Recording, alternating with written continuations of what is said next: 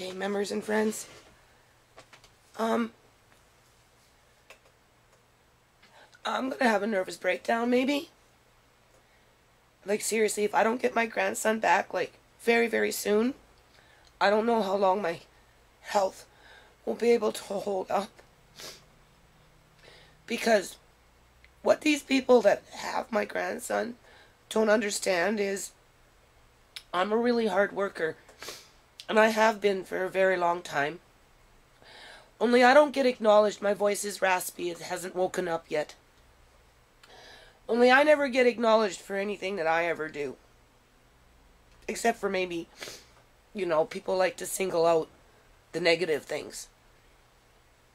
Anyway, I'm really worried. And I'm very scared. I've never been so scared in my whole life. Not for me. I'm not scared for me because I'm already grown and my brain is okay. But I'm so scared for my little grandson. What they're doing to my grandson is so not fair to him. They're punishing him for the actions of his parents.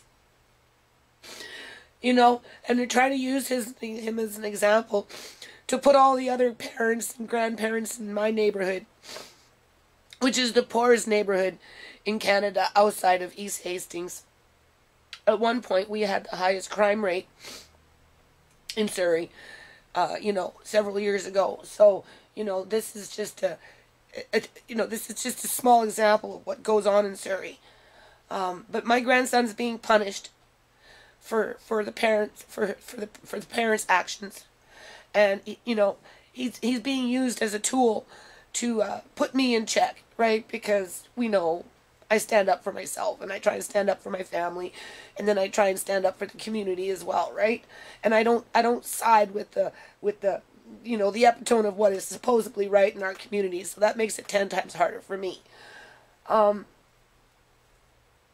This is something that I wanted to do years ago, because this is a systemic problem in terms of the way the BC Liberal provincial government has been treating its constituents in the form of classism and, you know, the divide between those that have and those that have not. And, you know, I like I said, I'm very scared for my I've never been so scared in my life. I know he's being psychologically damaged right now. For, you know, I don't know if it's going to be a lifetime, you know, thing. I just know that he's been completely severed from his family. Completely. These people that have him, they're not asking about how my daughters are feeling. You know, they're not asking about how my son is feeling. You know, they're getting off on upsetting me. I think that was the reason why they came in here and took him, because they wanted to show me who was boss. But it's like he didn't have a family. It's like we don't exist. Really. They're putting him in some room all by himself in the dark at night. You know, he had his routine here. He was happy to go to bed. You know, first little bit he was a little scared after his mom had to leave the home. But we know how to talk to him. You know, we know how to respond to him. We know how to encourage him to do things. And he, you know, he'd get on his little sleepers, and, you know, we'd make a bottle, and he'd say book. You know, he had his favorite books, and we'd read his books, and, you know, he'd maybe cuddle him if he wanted to be cuddled, to nurse his bottle, right? You know, and then he'd fall asleep. And now he's in the dark. Now he's in the dark, in a room by himself, without anybody that he knows. I talked to my daughter on the phone. I'm going to go to legal aid today, because I'm poor, right? And I told the lawyer, I said, my kids are going out in the community, and they're connecting with the people that know me as Mama Lynn, Mama Lena, you know, Lynn, all these people that know me over years. My son is 22, and he said to me 2 days ago, he said, Mom, I don't get it. I go out, and I'm walking down the street, and little kids come up to me, where's Mama Lynn? We miss Mama Lynn. He said, Mom, you've impacted so many people's lives. Anyway, they're going out, and they're starting a petition. They're starting petitions. There's this reference form social services wanted me to give them addresses of people that they could mail them to do their reference before they could place them in my home. And I tried to tell the social worker, I'm always in the house these days. I don't get out in the community. I don't really communicate with a lot of people. And, you know, it's hard for me to give you those names. But the kids are going out this weekend, and they're going to the people that know me in the community, and they're either going to get the form filled out and signatured and dated, and it's going to be submitted next week, assuming that, you know, we're even acknowledged. Or my other daughter started a petition, and she's taking it to school today. My son is doing something, and they're recruiting families, mothers, children, whoever they know that know me or know us as a family, to go to court next Thursday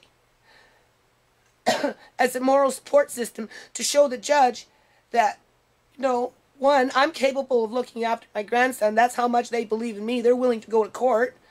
And, you know, they support the family. So I talked to this lawyer that was recommended to me by somebody that I know, and only briefly on the phone for a couple of minutes, because I don't have legal aid stamped officially yet, right? So I got to, after this, I got to go and go talk to somebody, right? See if I qualify.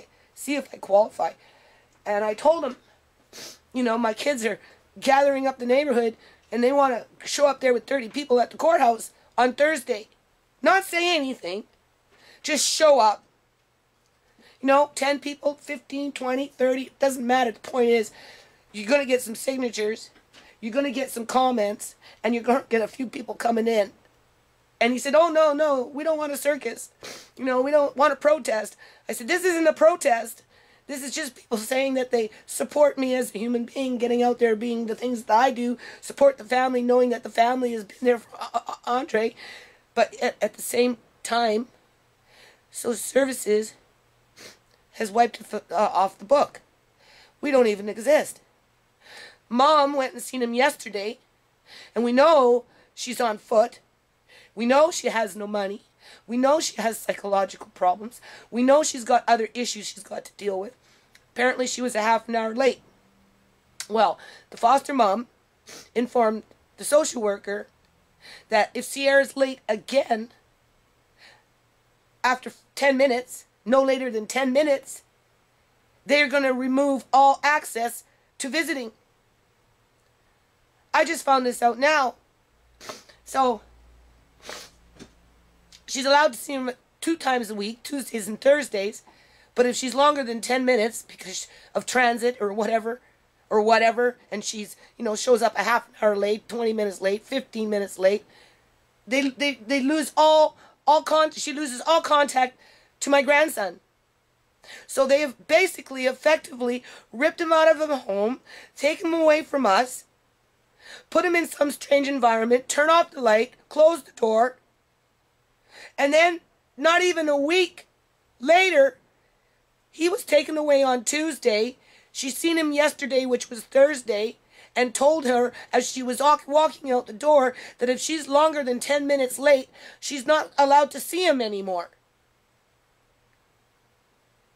Like, what is this? Is this a nightmare? Am I living a nightmare? What kind of nightmare am I living? I want to sue the provincial government for $20 million. And I'm backdating it from 2003. In January of 2003, because I was unable to go to work, I had 5 dependent children. My dad was legally blind. I'm sorry I couldn't pick tomatoes. I'm sorry I couldn't go into the old union jobs in the hospitals and wash the dishes in the kitchens. You know? All my kids were with me, all dependent. My youngest was like 3.5, 4. And they kicked me off they cut me off of welfare because I couldn't do their welfare to work program.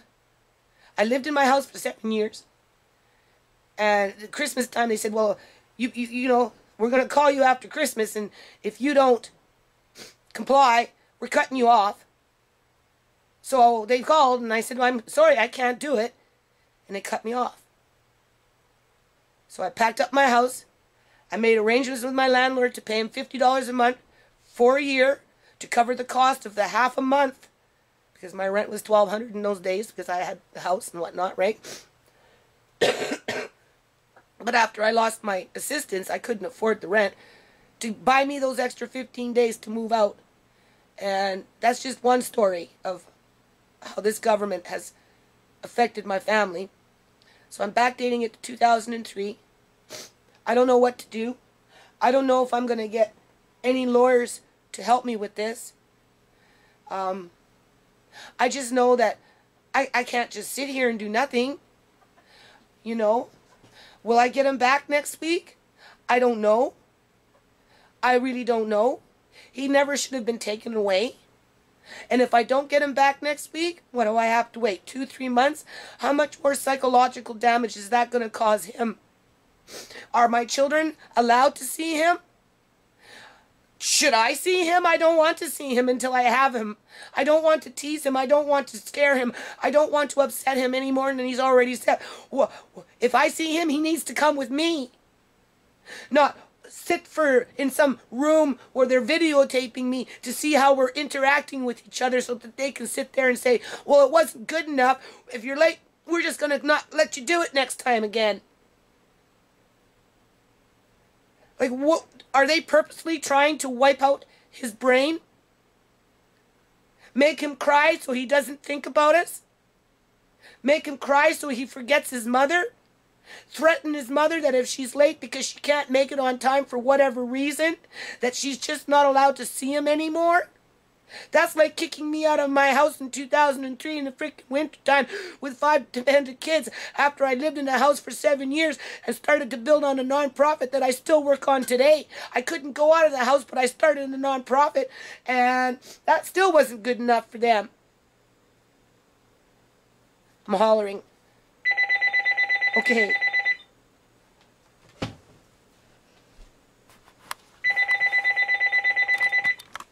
Stick away. No tap now. John, turn it off. Turn it off, please. Okay, I'm back. Just don't worry about any of that. I don't want rattling in the background. Okay? I want to say what I have to say. Please? Okay, this morning, obviously I got up, right? I was quite upset. You know, I can't sleep. I'm not eating very much, very little. I feel like throwing up. You know, I cried in the car all half the day today, right? I feel like crying now. The information I'm being told by my daughter is that my little grandson is with a foster family that has a little girl about the same age as him. So, you know, in terms of looking what's right on the outside, he really fits in, she said. You know, they look like a cute little team, right? So, you know, they matched him up with a foster family very well so he would blend in because she's a little blonde girl. And when she mentioned that, it made me think of Sandy Hook in Connecticut with that little blonde girl that got murdered down there. And with all the speculation of what's going on, and, you know, maybe it's a big lie or something, right? Because some things were posted before it actually happened, and, you know, the coroner looking like he came from the, you know, Adams family, and just a lot of holes in the stories with the, you know, where they found the guns and all this other stuff. But besides the point, I may or may not have a lawyer yet. I'm not too sure. It was a guy that was recommended to me by somebody who knows me, so, you know, I put the application in with legal aid, and technically, you know, I've been wiped off the planet of the earth, just like my grandson has disappeared. It's almost like, you know, we just don't exist in this family. He's been taken and just put somewhere else, and, you know, his mom says he's looking drugged, and his dad, grew up in the foster care system, right? And that's why he's struggling today. You know, he's concerned that, you know, they're using him as a test subject for Ritalin and all these other things, right? Because, you know, I mean, he could only get out the EIO one time, right?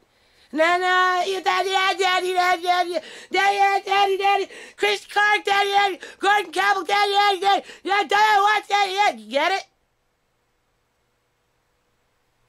My grandson has been traumatized, and he's been put in some family that needed to accent the epitome of what is right in our society. While his true family and his uncles have been erased off the planet of the earth. We don't matter to these people that do this kind of stuff. And then my daughter says, oh, but it's okay. The social worker has some of his toys in the office. As if, what does that mean? It's supposed to make the mother feel good, because by the time the child gets into the freaking office, as if he would know it's his toy. And if he does, it's just freaking up his head some more. That's all it is. It's not like he can play with it when he wants to. Does she bother to clean it, since she likes to play so much dirty pool? I mean, what kind of mind games do these people play? On the form with the application, when they, when their hearing thing or whatever, it disrupted to the measure of something. They didn't take him out of here because he was in immediate danger. They took him out of here because they felt it was disruptive with their plan. That's the way I'm interpreting the language. Okay? And then they have a Form A, I'm looking on the internet, what the hell's Form A? That will be, put on the table when it's the hearing. Which is basically against me, because they took him out of my home. They left him with me since he's been born, right? In the care of the pinky swear. Don't worry, we'll let him stay here with your daughter, and we'll encourage the couple to live together, because it didn't matter what I say back in those days. No, Austin shouldn't live here. Austin needs. Oh, but they want to be together. The past is the past. Yeah, okay. So my family went through freaking up and down and everywhere around town with mother and father just going like this 24/7. And don't forget, death is in the house too, right? So that adds some shit in the mix. Well, she's coming back Tuesday. She has a social work too. But, like I say, free pass, right? So anyway, leave him with me. Keep an eye on him, just like when I watched that little girl for 2.5 years.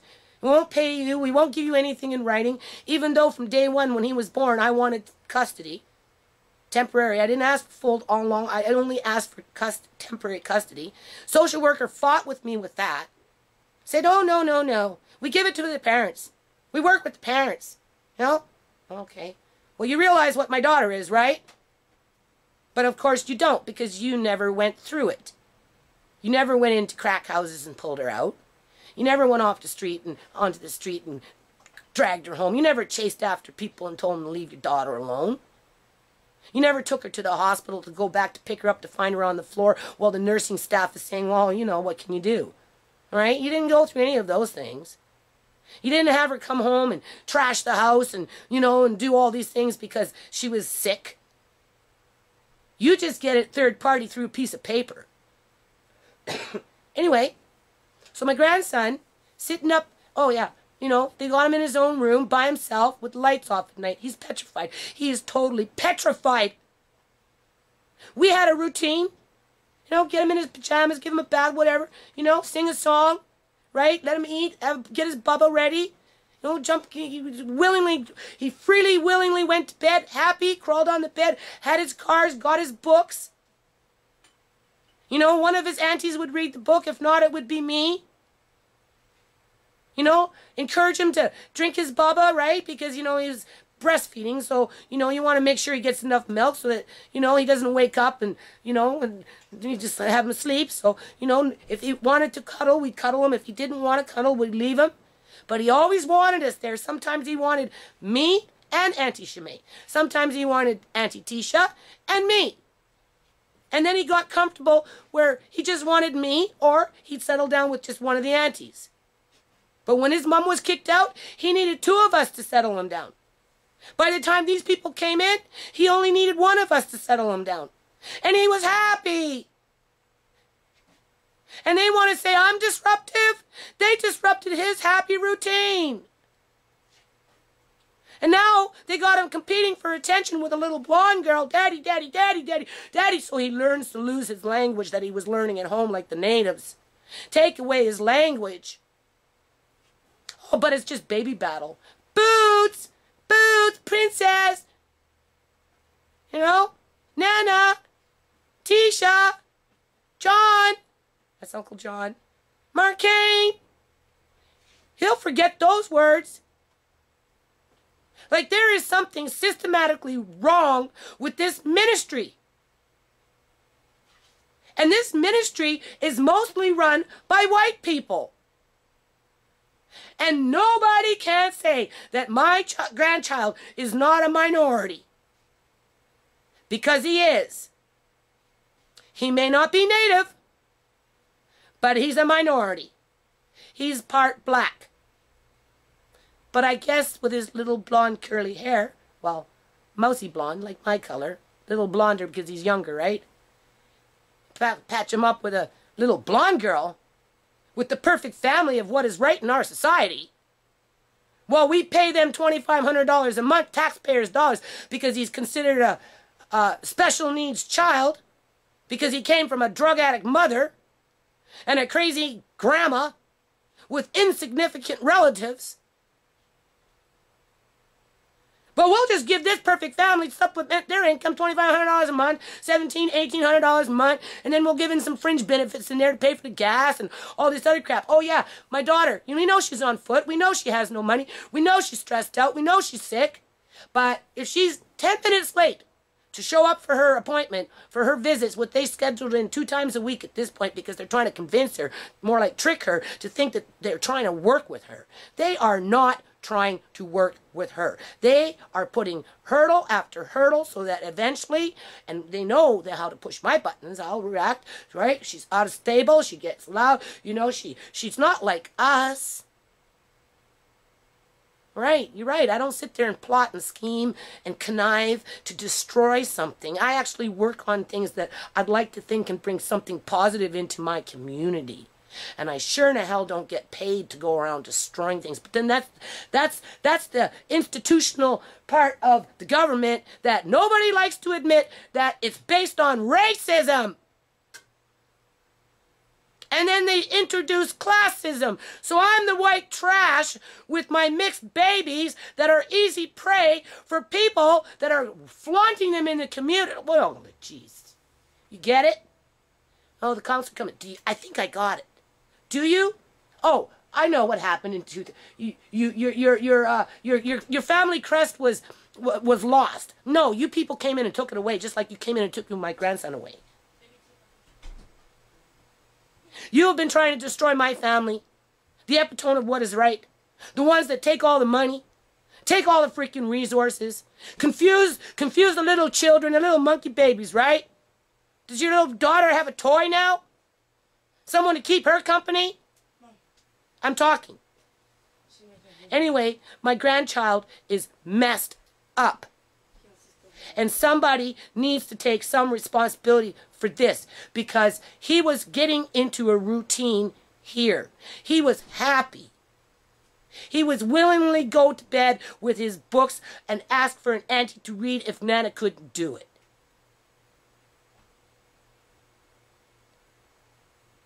And this social worker that has these toys sitting beside her desk, that's just material stuff. That's a charade. That's you tricking my daughter again to make it look like you care. You care about the dollar. That's what you care about. And you care about institutional racism. Because you work for that industry. You're not protecting anybody here. Just like a member on my channel there commented, you're protecting yourself. You're protecting your job. I'm not saying that social workers in the ministry shouldn't exist, because there are parents out there that are negligent. But if you can't hear the caregiver and what they're trying to tell you, that, wait, we got to give it some time. I'm an experienced mother. I didn't get one kid in college and another one pulling an A's because I'm a, whatever. I'm not perfect. Nobody's perfect. But out of 5 kids, I've only had one daughter struggle with drug addiction. My oldest son went off the hoop because he started drinking when I was after 20. And with all the bullshit that's been cast upon me, upon the epitome of what is right in our society, it kind of broke his spirit. Just like these people right now are trying to break my spirit, and they're trying to break my grandson's spirit. And they probably have done that because they basically erased his language that he knew. And they replaced it with, Daddy, Daddy, Daddy, Daddy, Daddy, Daddy, Daddy, daddy. How the hell you turn that, daddy, turn this off here, hey, daddy. Yeah, daddy. Daddy? Who's the daddy? Huh? Daddy. Daddy, does that sound like language to you? Why is my grandson looking all doped up? Why is he crying?